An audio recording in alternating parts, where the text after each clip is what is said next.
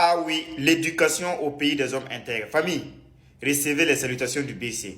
Vous avez écouté ce soir le discours de son Excellence le capitaine Ibrahim Traoré. En plus des projets déjà réalisés au profit de l'éducation, il y a d'autres projets en cours de réalisation.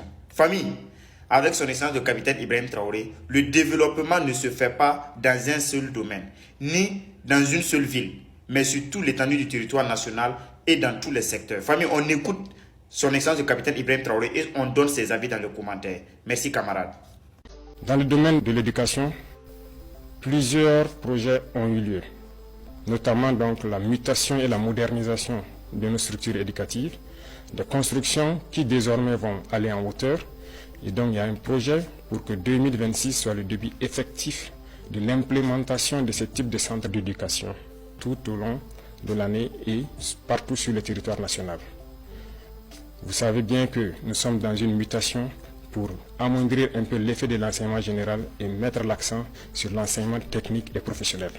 Cette mutation est en cours. Beaucoup de lycées techniques et professionnels verront le jour, mais également très bien équipés pour pouvoir répondre aux besoins de développement de notre patrie. Du côté de nos étudiants, beaucoup de centres universitaires verront le jour donc au cours de l'année 2026, mais déjà en 2027, nous avons commencé la construction d'un certain nombre d'amphithéâtres et de bâtiments pédagogiques. Certains sont en phase de finition et d'autres finiront en 2026. Nous poursuivrons cette dynamique pour permettre à tous les centres universitaires, à toutes les universités, de pouvoir étudier de façon digne et aussi la modernisation en ce qui concerne l'Internet et l'éducation virtuelle va se poursuivre parce que nous venons d'acquérir donc un certain nombre de serveurs au profit uniquement des universités pour que les étudiants puissent avoir des bibliothèques en ligne et cette dynamique va se poursuivre.